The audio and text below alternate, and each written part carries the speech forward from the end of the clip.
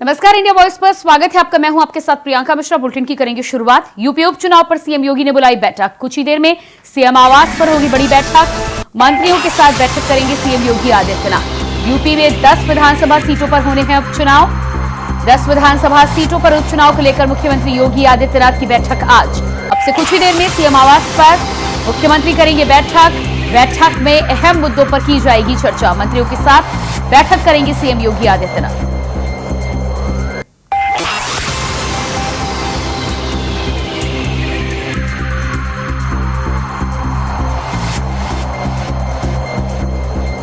तो यूपी में 10 विधानसभा सीटों पर उपचुनाव को लेकर मुख्यमंत्री योगी आदित्यनाथ संजीदा नजर आ रहे हैं। इस मुद्दे को लेकर बैठक की जाएगी। तमाम मंत्रियों के साथ मंथन करते हुए नजर आएंगे। अब से कुछ ही देर में उत्तर प्रदेश में मुख्यमंत्री योगी आदित्यनाथ की अध्यक्षता में होगी ये बैठक। कुछ ही देर में सीएम आवास पर होगी बैठक।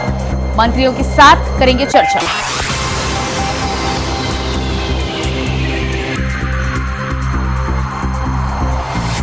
और इसी खबर पर हमारे साथ लखनऊ से संवाददाता कृष्णा मिश्रा लाइव जुड़ चुके हैं। जी कृष्णा, मुख्यमंत्री आवास पर अब से कुछ ही देर में बैठक होनी है। मुख्यमंत्री योगी आदित्यनाथ मंत्रियों के साथ चर्चा करते हुए नजर आएंगे। क्या कुछ अहम मुद्दे हो सकते हैं? देखिए प्रियंका, लोकसभा चुनाव के बाद उत्तर प्रदेश की राजनीति गरमाई हुई है। जहां एक तरफ दिल्ली में बैठकों का दौर जारी है, तो वहीं पर उत्तर प्रदेश के मुख्यमंत्री योगी आदित्यनाथ आज अपने कैबिनेट मंत्रियों के साथ बैठक करेंगे। इससे पहले मुख्यमंत्री योगी आदित्यनाथ ने 30 जून को बैठक करी थी, जिसमें उत्तर प्रदेश में 10 विधानसभा सीटों पर जहां उपचुनाव होना है उसमें 2-2 मंत्रियों को लगाया गया था। उसके साथ ही साथ आज जो मुख्यमंत्री योगी आदित्यनाथ बैठक कर रहे हैं, इस बैठक में उन जो मंत्रियों को लगाया गया था उनसे फीडबैक लेंगे, उनसे जानने की कोशिश करेंगे कि जो है जमीनी स्तर पर आखिर क्या माहौल है और किस तरीके से जो है प्रत्याशियों को मैदान में उतारा जाए। हालांकि अभी जो बैठक होनी है, उस बैठक में जो पहले 30 जून को बैठक हुई थी उसका फीडबैक लेने के लिए मुख्यमंत्री योगी आदित्यनाथ ने बैठक बुलाई है। कल मुख्यमंत्री योगी आदित्यनाथ की बैठक दिल्ली में भी हुई थी, जहां पर केशव मौर्य जेपी नड्डा के साथ बैठक किए थे। उसमें भूपेंद्र चौधरी भी शामिल थे। तो कहीं ना कहीं उत्तर प्रदेश में जो 10 विधानसभा सीटों पर उपचुनाव होना है, उस उपचुनाव में भारतीय जनता पार्टी 7 से ज्यादा सीट जीतने की कोशिश कर रही है, जिसमें भारतीय जनता पार्टी के खेमे में 5 सीट पहले से थी प्रियंका। जिसमें जो है अब भारतीय जनता पार्टी के बाद जो 5 सीट थी उसमें 3 सीट जो है बीजेपी की थी, एक आरएलडी की थी और एक निषाद पार्टी की थी। 5 सीट समाजवादी पार्टी के कब्जे में। लेकिन भारतीय जनता पार्टी अब लगातार ये प्रयास कर रही है कि 7 से ज्यादा सीटें भारतीय जनता पार्टी इस 10 सीटों के उपचुनाव में जीते। जी प्रियंका। जी बिल्कुल कृष्णा, जिस तरह से इस पूरे विषय पर चर्चा और मंथन हो रहा है, एक तरफ समाजवादी पार्टी को जिस तरह से उत्तर प्रदेश में सफलता मिली है और ऐसे में उपचुनाव को लेकर भी उनके हौसले बुलंद नजर आ रहे हैं। भारतीय जनता पार्टी की बात करें तो भारतीय जनता पार्टी में सीटों के मंथन को लेकर 7 के टारगेट की आप बात कर रहे हैं, लेकिन निषाद पार्टी के संजय निषाद के बयान को अगर हम सुने, कहीं ना कहीं बुलडोजर पर बयान भी दिया है और दूसरी तरफ खबरें ये भी आ रही हैं कि सीटों को लेकर 2 सीटों को लेकर मांग उनकी जारी है। क्या लगता है कैसे तालमेल और सामंजस्य हो पाएगा और समाजवादी पार्टी के सामने रहते हुए क्या लगता है आपको रणनीति में बदलाव होगा? किस तरह से काम होगा कि लोकसभा चुनाव की जो हार है उसे जीत में बदला जा सके? देखिए प्रियंका, संजय निषाद 2 सीटों की मांग तो कर रहे हैं, लेकिन अभी बीते दिनों लोकसभा चुनाव संपन्न हुआ है, जिसमें उनके पार्टी से उनका बेटा चुनाव लड़ा, जिसको हार का सामना करना पड़ा। तो भारतीय जनता पार्टी के सामने ऐसी कोई मुसीबत नहीं है कि संजय निषाद को 2 सीट दिया ही जाए। संजय निषाद के पास 1 सीटें उन विधानसभा चुनाव में से पहले से थी। 1 सीट पे उनको चुनाव लड़ाया जा सकता है।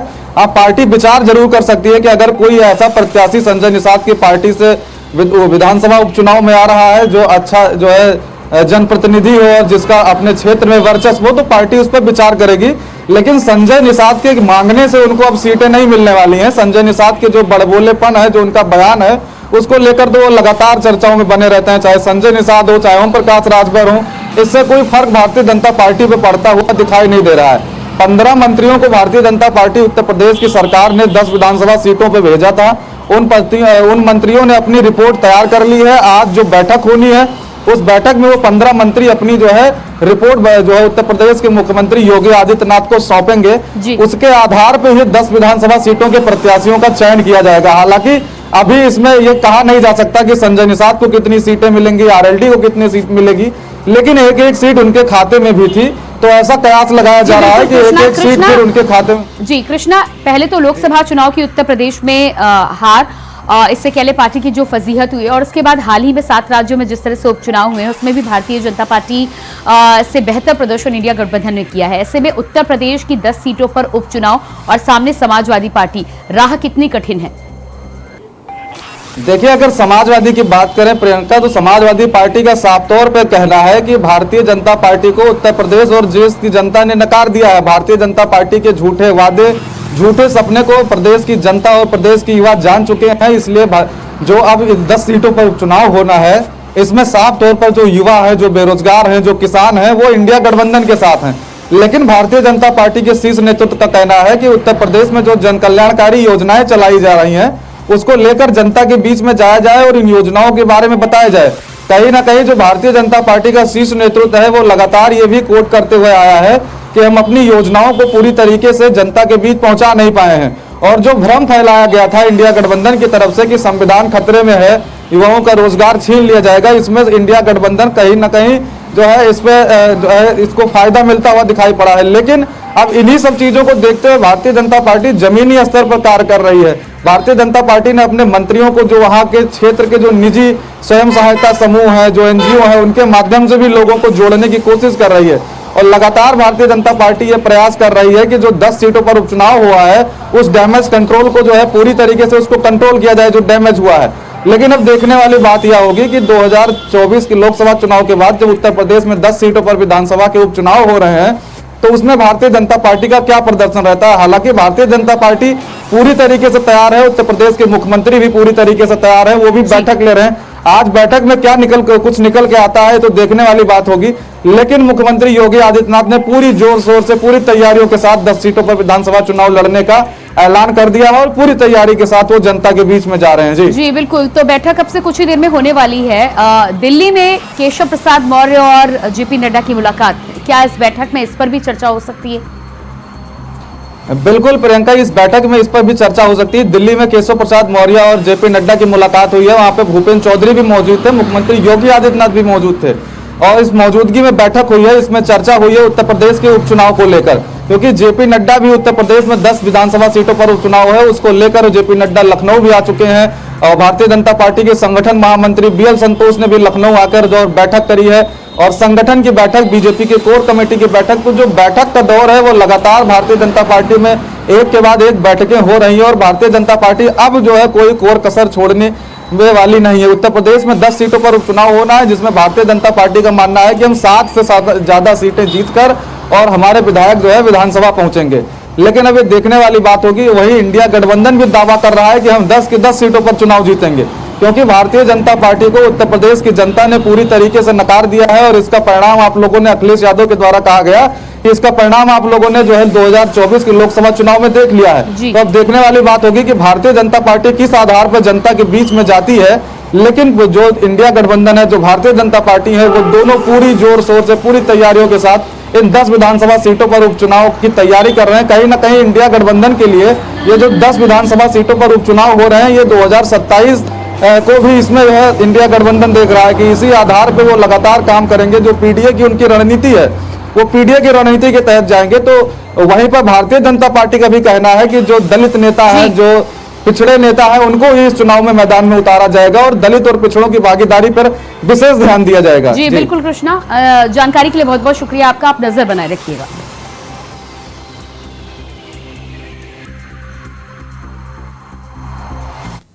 और इसके बाद बात करेंगे अगली खबर को लेकर। योगी सरकार के फैसले पर सपा प्रमुख अखिलेश यादव ने अपने सोशल मीडिया के जरिए हमला बोला है, जिसमें उन्होंने शिक्षकों की डिजिटल अटेंडेंस और पंतनगर में ध्वस्तीकरण का फरमान स्थगित होने पर निशाना साधा है और कहा है कि इसे स्थगित नहीं बल्कि पूरी तरह से निरस्त किया जाना चाहिए। साथ ही आगामी चुनाव को लेकर अखिलेश यादव ने कहा है कि अब हर चुनाव जनता हराएगी। जनता ने बीजेपी सरकार की मनमानी पर जनशक्ति का बुलडोजर चलाया है।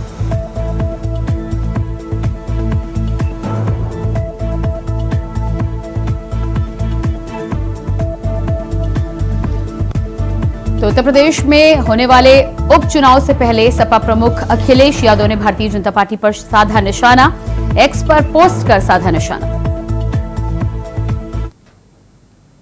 अयोध्या की रुदौली रेलवे क्रॉसिंग पर पुराने फाटक पर रेलवे की दीवार में हजारों लोगों के लिए परेशानी खड़ी कर दी है। यहां से आवागमन बंद होने से लोगों के अलावा सैकड़ों लोगों की रोजी रोटी पर भी बड़ा असर पड़ा है। रेलवे विभाग ने रेलवे ट्रैक से लगभग 100 मीटर की दूरी पर मनमाने ढंग से पक्की दीवार खड़ी कर दी है, जिससे आम जनता के घर जाने वाला रास्ता और शॉपिंग कॉम्प्लेक्स का मार्ग पूरी तरह से बंद कर दिया गया है। अब आम जनता को काफी दिक्कतों का सामना करना पड़ रहा है। लोगों का कहना है कि रेलवे विभाग ट्रैक से 15 फीट की दूरी पर दीवार बना ले, जैसा कि अन्य जगहों पर होता है। मामले की शिकायत रेलवे विभाग के उच्च अधिकारियों से भी की गई, लेकिन अभी तक कोई कार्रवाई नहीं हुई।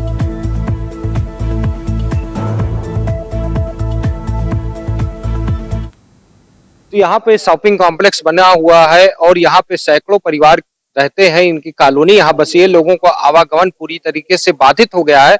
जबकि रेलवे विभाग की जो परिसर है, यहाँ पे देखना चाहूंगा कि रेलवे लाइन यहाँ से ट्रैक जाती है और यहाँ से प्लेटफॉर्म नंबर 2 है। यहाँ से जो है अन्य जगहों पे जो है रेलवे ट्रैक से जो है 10 फीट की दूरी पे दीवार उठा दी जाती, जिससे कोई दुर्घटना न हो। लेकिन यहाँ पे अगर देखने को मिल रहा है तो 200 फीट की दूरी पे जो है दीवार उठा दी गई है। जबकि यहाँ पे लोग पहले से सैकड़ों वर्ष सालों से जो है यहाँ पे रह रहे हैं। शॉपिंग कॉम्प्लेक्स बना हुआ है, लोग यहाँ पे रहते हैं और लोग भी हैं, उनसे हम बात करते हैं कितनी दिक्कतों का यहाँ सामना करना पड़ रहा है रेलवे। ये दीवार उठने से यहाँ पे हम लोग का घर बना हुआ है, प्लाट हम लोग का पड़ा हुआ है। हम लोग को जाने कोई रास्ता नहीं है, समझ लीजिए, ना बन पा रहा है वो। और वो बाउंड्री बहुत आगे उठा दी गई है, उसको जो है प्लेटफॉर्म नंबर 2 से मिला के उठाई जाए तो वो लोग आने जाने में कोई दिक्कत नहीं होगी। और शॉपिंग कॉम्प्लेक्स बना हुआ है, उसमें लोग व्यापार कर सके, रोजगार चला सके अपना और अपना जीवन यापन कर सके। जब रास्ता बंद किया गया तो कोई शिकायत नहीं की? शिकायत किया गया, कहा गया कहीं अभी ये उठ रही है, फिर बाद में ये हट जाएगी। बाद में हटाया नहीं गया इसको। क्या नाम पता?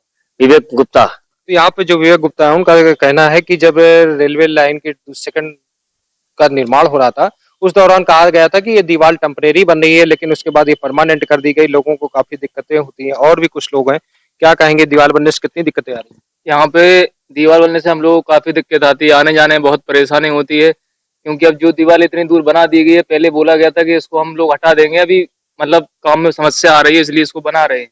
लेकिन अब जब बन गए तो इसको अभी बराबर ही खड़ी हुई है और हम लोगों को काफी आने जाने परेशानी होती है। हम लोग यहाँ काम अपना व्यापार चला रहे हैं, ठेला लाते हैं, बड़ी दिक्कतों का सामना करना पड़ रहा है। यहाँ पे हम सोच रहे हैं कि यहाँ से रास्ता बन जाए। यहाँ पे पीछे भी और भी मकान बने हुए हैं, यहाँ पे यहाँ से वहां तक सब लोग बड़ी परेशानी होती है। पानी भर जाता है, रास्ता नहीं है, नाला नहीं है। यहाँ पे कितना पानी भरा, हम लोग पानी में चल के जाते हैं। तो ये क्या कहेंगे, ये रेलवे लाइन का जो ये ट्रैक है, ये इसमें दीवार बन गई है तो कितनी दिक्कतें होती हैं आपको? हमको बहुत दिक्कतें होती हैं। हमारा यहाँ आने जाने में बहुत परेशान होते हैं। और इधर 2 पहिया 4 पहिया भी ना आ पाता होगा? नहीं, कोई मोटरसाइकिल साइकिल भी नहीं आ पाती है। कभी कभी बंद कर देते हैं पूरा रास्ता। तो रेलवे से शिकायत नहीं की है? अभी हमारा कोई सुनने वाला नहीं, इसलिए हम लोग गरीब लोग हैं, तो शिकायत किससे करें। कितने परिवार रह रहे हैं यहाँ पे? कितने लोगों का काम बना हुआ है? हमें 6-7 लोगों का काम बना हुआ है। तो यहाँ पे जो लोग हैं, उनका भी यहाँ पे कहना है कि जो ये दीवार परमानेंट बना दी गई है, उससे काफी दिक्कतों का सामना करना पड़ रहा है। जबकि ये दीवार जब बनाई गई थी तो टेम्परेरी यही बनी थी कि इसको दीवार को हटा दी जाएगी, लेकिन ये हटी नहीं, जिससे आवागमन पूरी तरीके से बाधित हो गया है। कॉलोनी के जो रहने वाले हैं, उनको काफी दिक्कतों का सामना करना पड़ रहा है। अब देखने वाला होगा रेलवे जो है, प्रशासन इस पे कब ध्यान देता है। सहयोगी रमेश पांडे के साथ विनय मिश्रा, इंडिया वॉइस, अयोध्या। अयोध्या के मां कामाख्या नगर पंचायत के बिहारा गांव में हुए विकास कार्य की गुणवत्ता का रियलिटी चेक इंडिया वॉइस की टीम ने परखा, तो विकास कार्य की गुणवत्ता की कलई खुलती नजर आई। इसका अंदाजा इस बात से लगाया जा सकता है कि 1 साल पहले बनी ग्राम बिहारा में शुक्ल संपर्क मार्ग तक इंटरलॉकिंग सड़क, नाली और कवर्ट का निर्माण कार्य 35,32,000 की लागत से कराया गया। लेकिन निर्माण कार्य में मानकों की अनदेखी के कारण सड़क कई जगहों पर धंस चुकी है। इंटरलॉकिंग की गुणवत्ता देख लोगों ने निर्माण में भ्रष्टाचार का आरोप भी लगाया है। इतना ही नहीं, भ्रष्टाचार का आलम यह है कि इंटरलॉकिंग की पूरी सड़क पर कवर्ड और नाली का निर्माण कार्य भी पूरी तरह से नहीं किया गया, लेकिन इसका पैसा जारी कर दिया गया। तो नवसृजित कामाख्या धाम नगर पंचायत में भ्रष्टाचार का मामला उजागर हुआ है और इस समय इंडिया वॉइस की टीम जो है बिहारा वार्ड में है, वार्ड नंबर 6 में।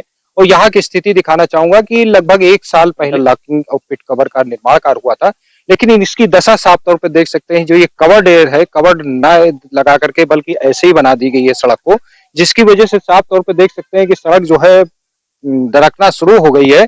वजह है कि इसमें भ्रष्टाचार हुआ है। दूसरी तरफ मैं दिखाना चाहूंगा कि कवर्ड इधर बना हुआ है और दूसरी तरफ जो है पिट कवर्ड न बना करके बल्कि ऐसे ही निर्माण कार्य करा दिया गया है। जबकि कुछ लोग भी है, उनसे हम बात करेंगे, क्या कहेंगे ये जो सड़क जो है आपकी बैठने लगी है। सड़कें तो बैठे लाख तो हम समझे तो तब्बो का रहेंगे माल नहीं छोड़ा तो ऐसे बना दिया था तो अब्बो जोन बताओ तो उनका ही भाई। तो भ्रष्टाचार हुआ, हाँ बिल्कुल भ्रष्टाचार हुआ। क्या चाहते हैं आप। हम तो चाहते कि फिर से बनने साहब। क्या नाम पड़ता है।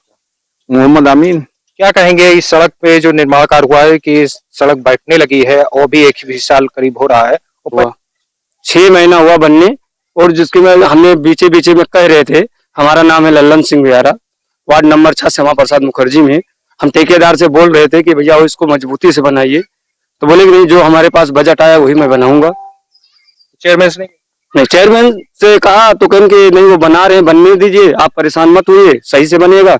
उसके बाद आगे नाली भी नहीं पूरी बनाई गई, जिसमें 150 मीटर नाली 150 फुट जो नाली भी नहीं बनाई गई।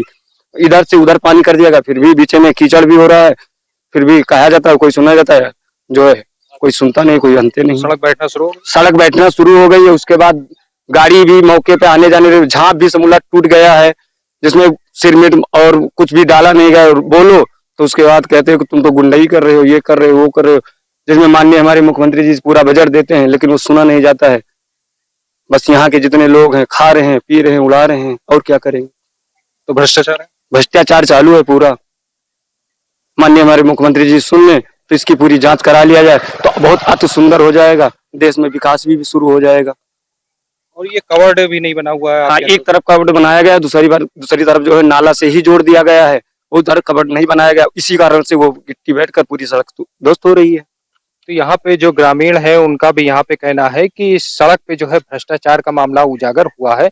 वजह थी कि जिस समय निर्माण कार्य चल रहा था उस समय ठेकेदार से भी इस चीज को कहा गया, लेकिन ये यहाँ पे कोई सुनवाई नहीं हुई। चेयरमैन जो यहाँ के थे शीतला प्रसाद शुक्ला, उनसे भी ग्रामीणों ने कहा कि इस मामले को लेकर के संज्ञान ले, लेकिन उनके द्वारा भी सड़क निर्माण कार्य में लापरवाही बरती गई, जिसका नतीजा है कि अभी 1 साल करीब हुए हैं सड़क को बने हुए और जगह जगह बैठना शुरू हो गई। इससे साफ जाहिर है कहीं ना कहीं इस सड़क पर भ्रष्टाचार भी हुआ है। और देख सकते हैं साफ तौर पे पीट कवर किस तरीके से टूट गया है और इसको बने हुए भी 1 वर्ष के करीब हुआ है और जगह जगह ये टूटना शुरू कर दिया है। और भी आगे कैमरा पर्सन से कहूंगा कि दिखाए कि यहाँ पे भी देख सकते हैं कि टूटना शुरू हुआ है, आगे भी टूटा है। इसी तरीके से जो पिट कवर का निर्माण कार्य कराया गया वो जगह जगह टूटने लगे हैं। और यहाँ कुछ लोग ग्रामीण हैं, उनसे हम बात करें, क्या कहेंगे पिट कवर जो है टूटना शुरू हो गया। बिल्कुल बिल्कुल जी, अभी 5-6 महीने हुए हैं बने हुए, अभी पिट कवर टूटना चालू हो गया है। इस पे काम अच्छे से हुआ नहीं है। सड़कें कई जगह बैठी हैं जी, आधी से ज्यादा सड़क बैठ चुकी है, भ्रष्टाचार बहुत ज्यादा है जी। तो क्या मांगते हैं। इस पे कार्रवाई होनी चाहिए जी, जांच होनी। हाँ, जांच होनी चाहिए। क्या नाम पड़ता है आपका। अमलेश विक्रम सिंह बिहारा। ये इंटरलॉकिंग सड़क जो है ये डैमेज हो चुकी है, अभी 1 साल नहीं हुआ बने, ये सब खराब हो गई है। और ये नाली भी ये जो रैंप रखा हुआ है ये भी टूट गया। रोड साहब जो है सब टूट फूट है और एकदम से बर्बाद दिया है। कोनो पूरी सड़क जतनी है, कहूँ नाली खड़ंजा, नाली को 2 तरफा चाहिए, एको तरफा शुद्ध नहीं बनी। बिहारा के हैं जो ग्रामीण, उनका कहना है कि इस सड़क पे जो है अनियमितता बरती गई है और इस सड़क की जो है जांच की मांग कर रहे हैं शासन प्रशासन से कि इसका जो निर्माण कार्य कराया गया इसकी जांच होनी चाहिए और इसके जो भी दोषी अधिकारी से लेकर के ठेकेदार हैं उनके खिलाफ कार्रवाई होनी चाहिए। क्योंकि मुख्यमंत्री जो है भ्रष्टाचार को लेकर के काफी अलर्ट है, उसके बावजूद भी जो है भ्रष्टाचार का मामला एक के बाद एक उजागर हो रहा है। जो कि कामाख्या नगर पंचायत जो है अभी नवसृजित कामाख्या धाम पे है और उसपे भी भ्रष्टाचार हुआ। मैं यहाँ पे दिखाऊंगा, ये भी दिखाया कि देख सकते हैं कि पिट कवर जो है टूटे पड़े हैं, तो इससे कहीं ना कहीं साफ जाहिर है कि भ्रष्टाचार जो है यहाँ पे किया गया। सहयोगी रमेश पांडे के साथ विनय मिश्रा, इंडिया वाइस, अयोध्या। गुणवत्ता के लिए बात की गई है ठेकेदार से, उन्होंने कहा है कि 2 उसमें ऊपर कवरेज लगा है, गाड़ी वाड़ी आई थी टूट गया था, तो उन्होंने कहा है कि हम उसको ठीक कर देंगे। तो कवर्ड भी नहीं बनाया, नाली भी नहीं बनाया। कवर्ड नाली कुछ तो लोग वहाँ के रोक दिए थे और एक तरफ बनी है, एक तरफ जगह कम होने के कारण वहाँ ट्रैक्टर वगैरह कुछ गन्ना वगैरह निकले हैं, कुछ जगह टूट गई हैं जो कवरेज ऊपर लगाई गई है नाली के, तो ठेकेदार से बात हुई है, उन्होंने कहा है कि हम इसको ठीक कराएंगे। तब तक हम उनका जो सिक्योरिटी जमा होती है उसको रोक रखे हैं, उनसे बातचीत हो गई। अभी जब गन्ना का सीजन चल रहा था तभी टूटी है, तो उन्होंने कहा है कि हमको ठीक कराएंगे। हमने उसको फोटो खींच के उनके बस वीडियो बनाकर भेजा है।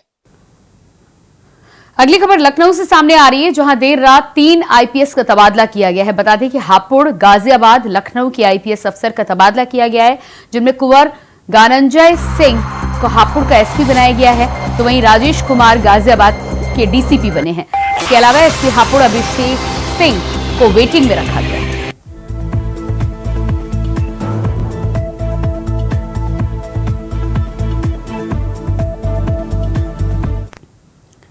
सुप्रीम कोर्ट के तलाकशुदा महिलाओं को गुजारा भत्ता देने के फैसले के बाद सियासत लगातार जारी है और all India Muslim personal law की आपत्ति के बाद संभल से धर्मगुरु मौलाना मोहम्मद मियां भी अपनी प्रतिक्रिया दे रहे हैं, जिसमें उन्होंने कहा है कि सुप्रीम कोर्ट के फैसले पर आपत्ति तो नहीं होनी चाहिए, लेकिन सुप्रीम कोर्ट को यह बात सोचनी चाहिए कि उसके किसी फैसले से शरीयत में हस्तक्षेप ना हो। शरीयत में किसी तरह का हस्तक्षेप संविधान के साथ छेड़खानी है।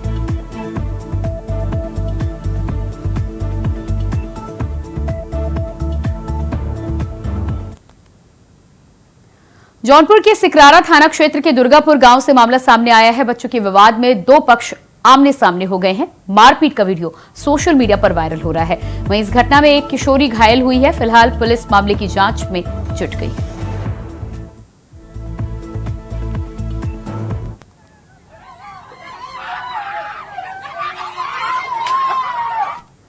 खबरों में आगे बढ़ते हैं। अगली खबर अमेठी से है। अमेठी जिले में खाद्यान्न योजना से संबंधित बड़ा घोटाला सामने आया है, जहां गरीबों को वितरित किए जाने वाला अनाज कोटेदार डकार गए। एसडीएम के आदेश पर नायब तहसीलदार और पूर्ति निरीक्षक ने मौके पर पहुंचकर जांच की।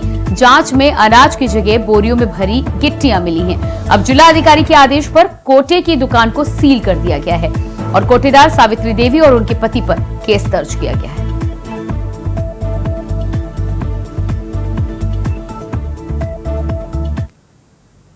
शामली में डायल 112 के पुलिस कर्मियों का एक और वीडियो तेजी से वायरल हो रहा है। वायरल हो रहे वीडियो में डायल 112 के पुलिस वाले ड्यूटी के दौरान शराब पार्टी करते हुए नजर आ रहे हैं।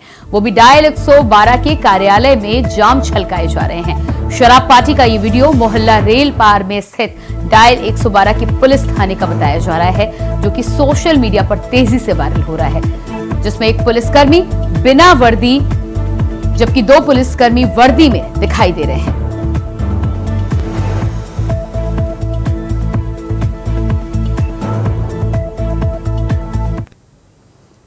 और उसके बाद बात लखनऊ की गोसाईगंज की। लखनऊ की गोसाईगंज थाना के अमेठी कस्बे में मुहर्रम के रजग्गा के कार्यक्रम में चाय बनाते वक्त गैस सिलेंडर ब्लास्ट हो गया, जिससे चाय बना रहे लोग झुलस गए। तो वहीं गैस सिलेंडर ब्लास्ट होने का वीडियो सीसीटीवी कैमरे में कैद हुआ है।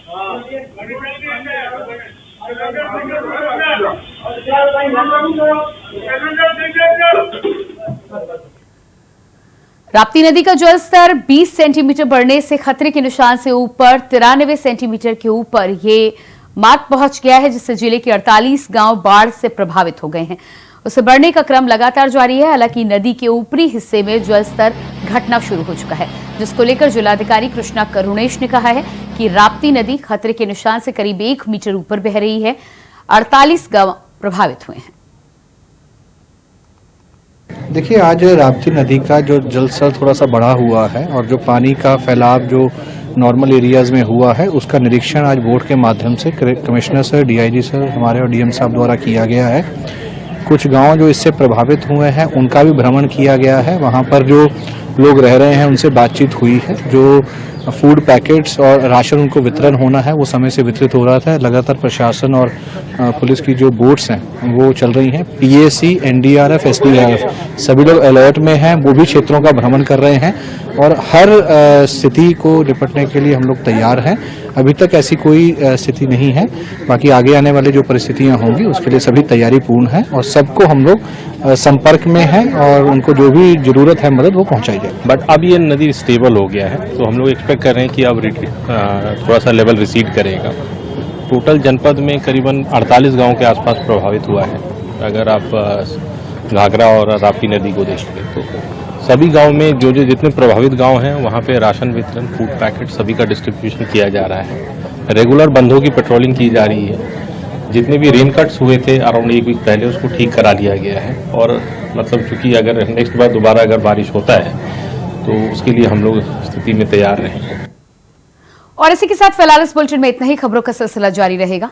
नमस्कार।